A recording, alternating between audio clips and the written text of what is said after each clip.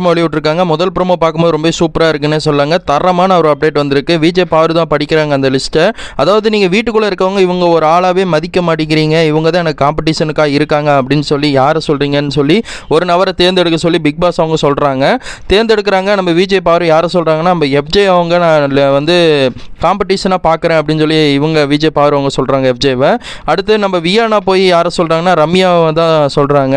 இவங்க தான் எனக்கு வந்து காம்படிஷனாக இருக்காங்க, இவங்க போனாலும் எனக்கு கவலை கிடையாது, இவங்க லிஸ்ட்லேயே இல்லை அப்படின்னு சொல்லிடுறாங்க. அடுத்து யார் சொல்கிறாங்கன்னா அடுத்து சுபிக்ஷா போய் யாரை சொல்கிறாங்கன்னா சுபிக்ஷா போய் ரம்யாவை தான் சொல்கிறாங்கன்னு சொல்லாங்க. இவங்க வெளியே போனாலும் எனக்கு கவலை கிடையாதுங்கிறாங்க. அடுத்து ரம்யா போய் வியானாவை சொல்கிறாங்க. இவங்க லிஸ்ட்லேயே இல்லை, ஆனால் இவங்க வெளியே போனாலும் எனக்கு கவலை இல்லைன்னு இவங்க ரம்யா வந்து வியானாவே திரும்ப சொல்லிடுறாங்க. அடுத்து யார் சொல்கிறாங்கன்னா நம்ம சாண்ட்ரா கனி விசஸ் 2 பேர் ஒற்றுமையாக இருக்காங்க, அதே மாதிரி 2 பேர் கேங்காக இருக்காங்கன்னு சொல்கிறாங்க. நான் லிஸ்ட்லேயே இல்லை, சாண்ட்ரா என்ன சொல்கிறாங்கன்னா கனி தான் வந்து எனக்கு காம்படிஷன் அப்படின்னு சொல்லி ஓப்பனாகவே சொல்லிடுறாங்க. ஃபஸ்ட்டு ப்ரோமோ இப்படி தாங்க வந்திருக்கு. உங்களோட கருத்து கணிப்பு என்னென்னு கமெண்ட்டில் சொல்லுங்கள். தேங்க்ஸ் ஃபார் வாட்சிங் வீடியோ.